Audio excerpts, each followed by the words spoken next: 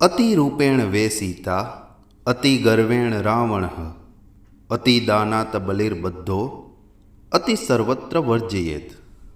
अर्थात अत्यंत रूपवती होने के कारण ही सीता का अपहरण हुआ। अधिक अभिमान होने के कारण रावण मारा गया। अत्यधिक दान देने के कारण राजा बलि को कष्ट उठाना पड़ा। इसलिए किसी भी कार्य में अति नहीं करनी चाहिए। अति का सर्वत्र त्याग कर देना चाहिए। दूसरे अध्याय में चाणक्य ने स्त्रियों की ओर ध्यान दिलाया है। उसने कहा है कि कुछ लोगों के पास अनेक पदार्थ होते हैं परंतु उनका उपभोग नहीं जानते। आगे बताया है कि सुखी परिवार उसी को प्राप्त होता है जो एक दूसरे का सम्मान करते हो, एक दूसरे में श्रद्धा रखते हो, अर्थात पुत्र को पिता और पिता को पुत्र का ध्यान रखना चाहिए।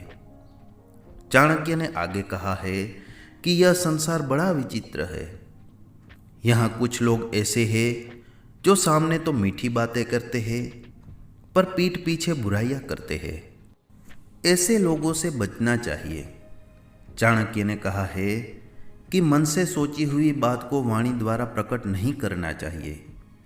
अपने परम मित्र को भी बात नहीं बतानी चाहिए। आचार्य आगे कहते हैं कि वेदों तथा ग्रंथों का अध्ययन करके अपने समय को सार्थक बनाना चाहिए। आगे बताया है कि मनुष्य को सचेत रहना चाहिए और वास्तविकता समझनी चाहिए। इस अध्याय के अंत में चाणक्य ने बताया है कि मनुष्य को ज्ञान होना चाहिए कि वेश्या का प्रेम एक धोखा है और मित्रता अपने बराबर वालों से ही करनी चाहिए। नमस्कार दोस्तों, आज हम बात करने वाले हैं चाणक्य नीति के अध्याय 3 के बारे में, जो हिंदी और संस्कृत दोनों भाषा में प्रस्तुत करेंगे। तो आपका ज़्यादा समय न बर्बाद करके हम वीडियो को शुरू करते हैं। अतः तृतीयोध्याय।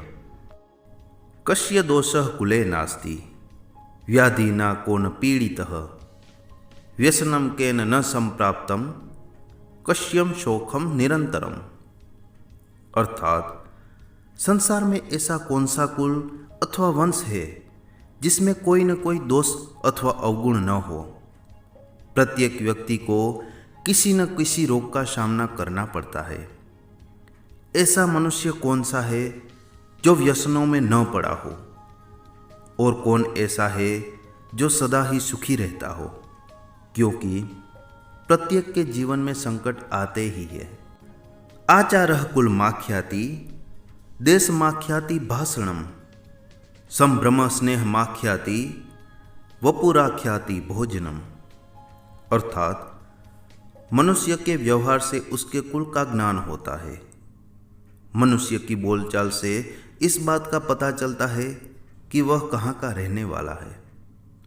वह जिस प्रकार का मान सम्मान किसी को देता है उससे उसका प्रेम प्रकट होता है, और उसके शरीर को देखकर उसके भोजन की मात्रा का अनुमान लगाया जा सकता है। सुकुले योजयेत कन्याम पुत्रम विद्यासु योजयेत व्यसने योजयेत शत्रुम मित्रम धर्मे नियोजयेत। अर्थात समझदार व्यक्ति का कर्तव्य है कि वह अपनी कन्या का विवाह किसी अच्छे कुल में करे, पुत्र को अच्छी शिक्षा दे, उसे इस प्रकार की शिक्षा दे जिससे उनका मान सम्मान बढ़े, शत्रु को किसी ऐसे व्यसन में डाल दे जिससे उसका बाहर निकलना कठिन हो जाए, और अपने मित्र को धर्म के मार्ग में लगाए। दुर्जनस्य च सर्पस्य वरम सर्पो न दुर्जनः सर्पो दंसति कालेन दुर्जनस्तु पदे पदे। अर्थात दुष्ट व्यक्ति और सांप, इन दोनों में से किसी एक को चुनना हो तो दुष्ट व्यक्ति की अपेक्षा में सांप को चुनना ठीक होगा, क्योंकि सांप समय आने पर ही काटेगा, जबकि दुष्ट व्यक्ति हर समय हानि पहुंचाता रहेगा। एतदर्थ कुलीनानाम नृपाः कुर्वन्ति संग्रहम् आदि मध्यावसानेषु न्यत्यजन्ति च ते नृपे। अर्थात राजा लोग कुलीन व्यक्तियों को अपने पास इसलिए रखते हैं कि वे राजा की उन्नति के समय, उसका ऐश्वर्य समाप्त हो जाने पर तथा विपत्ति के समय भी उसे नहीं छोड़ते। प्रलये भिन्न मर्यादा भवन्ति किल सागरा, सागरा भेदमिच्छन्ति प्रलयेपि न साधवः। अर्थात समुद्र भी प्रलय की स्थिति में अपनी मर्यादा का उल्लंघन कर देते हैं और किनारों को लांघकर सारे प्रदेश में फैल जाते हैं, परंतु सज्जन व्यक्ति प्रलय के समान भयंकर विपत्ति और कष्ट आने पर भी अपनी सीमा में ही रहते हैं, अपनी मर्यादा नहीं छोड़ते। मूर्खस्तु परिहर्तव्यः प्रत्यक्षो द्विपदः पशु, भिन्नति वाक्यशल्येन अदृष्ट कंटको यथा। अर्थात मूर्ख व्यक्ति से दूर रहना चाहिए, क्योंकि मनुष्य दिखता हुआ भी वह दो पैरों वाले पशु के समान है। वह सज्जनों को उसी प्रकार कष्ट पहुंचाता रहता है जैसे शरीर में चुभा हुआ कांटा शरीर को निरंतर पीड़ा देता रहता है। रूप यौवन संपन्नः विशाल कुल संभवः विद्याहीना न शोभन्ते निर्गंधा इव किंसुकः। अर्थात सुंदर रूप वाला यौवन से युक्त ऊंचे कुल में उत्पन्न होने पर भी विद्या से हीन मनुष्य सुगंध रहित डाक अथवा टेसु के फूल की भांति उपेक्षित रहता है, प्रशंसा को प्राप्त नहीं होता। कोकिलानां स्वरो रूपम स्त्रीणाम रूपम पतिव्रतम विद्या रूपम कुरूपाणाम क्षमा रूपम तपस्विनाम। अर्थात कोयल का सौंदर्य उसके स्वर में है, उसकी मीठी आवाज में है। स्त्रियों का सौंदर्य उनका पतिव्रता होना है। कुरूप लोगों का सौंदर्य उनके विद्यावान होने में और तपस्वियों की सुंदरता उनके क्षमावान होने में है। त्यजेदेकम कुलस्यार्थे ग्रामस्यार्थे कुलम त्यजेत, ग्रामम जनपदस्यार्थे आत्मार्थे पृथ्वीम त्यजेत। अर्थात यदि एक व्यक्ति का त्याग करने से कुल की रक्षा होती है, सुख शांति मिलती है, तो उस एक व्यक्ति को छोड़ देना चाहिए, उसका त्याग कर देना चाहिए। ग्राम के हित के लिए कुल को छोड़ देना चाहिए।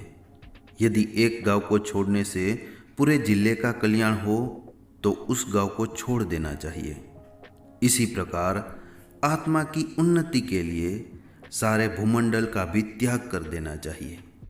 उद्योगे नास्ति दारिद्र्यम जपतो नास्ति पातकम मोने च कलहो नास्ति नास्ति जागरिते भयम। अर्थात पुरुषार्थ करने वाला व्यक्ति दरिद्र नहीं हो सकता। प्रभु का नाम जपते रहने से मनुष्य पाप में लिप्त नहीं होता। मौन रहने पर लड़ाई झगड़े नहीं होते तथा जो व्यक्ति जागता रहता है अर्थात सतर्क रहता है उसे किसी प्रकार का भय नहीं रहता। अति रूपेण वे सीता अति गर्वेण रावण अति दानात बलिर्बद्धो अति सर्वत्र वर्जयेत। अर्थात अत्यंत रूपवती होने के कारण ही सीता का अपहरण हुआ, अधिक अभिमान होने के कारण रावण मारा गया, अत्यधिक दान देने के कारण राजा बलि को कष्ट उठाना पड़ा। इसलिए किसी भी कार्य में अति नहीं करनी चाहिए, अति का सर्वत्र त्याग कर देना चाहिए। कोहि बारह समर्थाना कोई पराया नहीं। एकेन शुष्क वृक्षेण दह्यमानेन वह्निना दह्यते तद्वनं सर्वं कुपुत्रेण कुलम तथा। अर्थात जिस प्रकार एक ही सूखे वृक्ष में आग लगने से सारा जंगल जलकर राख हो जाता है, उसी प्रकार एक मूर्ख और कुपुत्र सारे कुल को नष्ट कर देता है। एकेनापि सुपुत्रेण विद्यायुक्ते साधुना आह्लादितम कुलम सर्वम यथा चंद्रेण सर्वरी। अर्थात एक ही पुत्र यदि विद्वान और अच्छे स्वभाव वाला हो तो उससे परिवार को उसी प्रकार खुशी होती है जिस प्रकार एक चंद्रमा के उत्पन्न होने पर काली रात चांदनी से खिल उठती है। किम जातेर बहुभिः पुत्रे शोक संताप कारकेह वर्मे कह कुलालंबी यत्र विश्राम यते कुलम। अर्थात दुख देने वाले, हृदय को जलाने वाले बहुत से पुत्रों के उत्पन्न होने से क्या लाभ। कुल को सहारा देने वाला एक ही पुत्र श्रेष्ठ होता है, उसके आश्रय में पूरा कुल सुख भोगता है। लालयेत 5 वर्षाणि 10 वर्षाणि ताड़येत प्राप्ते तु 16 वर्षे पुत्रम मित्र वधाचरेत। अर्थात 5 वर्ष की आयु तक पुत्र से प्यार करना चाहिए। इसके बाद 10 वर्ष तक उसकी ताड़ना की जा सकती है और उसे दंड दिया जा सकता है, परंतु 16 वर्ष की आयु में पहुंचने पर उससे मित्र के समान व्यवहार करना चाहिए। उपसर्गेन्य चक्रे च दीर्भिक्षे च भयावहे असाधु जन संपर्के यह पलायति सजीवती। अर्थात प्राकृतिक आपत्तियों जैसे अधिक वर्षा होना और सूखा पड़ना अथवा दंगे फसाद आदि होने पर, महामारी के रूप में रोग फैलने पर, शत्रु के आक्रमण करने पर, भयंकर अकाल पड़ने पर और नीच लोगों का साथ होने पर जो व्यक्ति सब कुछ छोड़ छाड़ कर भाग जाता है वह मौत के मुंह से बच जाता है। धर्मार्थ काम मोक्षाणाम यस्य कोपि न विद्यते जन्म जन्मनि मर्त्यसु मरणम तस्य केवलम। अर्थात जिस व्यक्ति के पास धर्म, अर्थ, काम और मोक्ष इन 4 पुरुषार्थों में से कोई एक भी पुरुषार्थ नहीं है, वह बार बार मनुष्य योनि में जन्म लेकर केवल मरता ही रहता है। इसके अतिरिक्त उसे कोई लाभ नहीं होता।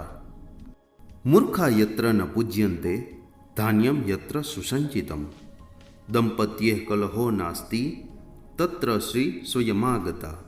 अर्थात जहाँ मूर्खों की पूजा नहीं होती, जहाँ अन्न आदि काफ़ी मात्रा में इकट्ठे रहते हैं, जहाँ पति पत्नी में किसी प्रकार की कलह, लड़ाई झगड़ा नहीं, ऐसे स्थान पर लक्ष्मी स्वयं आकर निवास करने लगती है।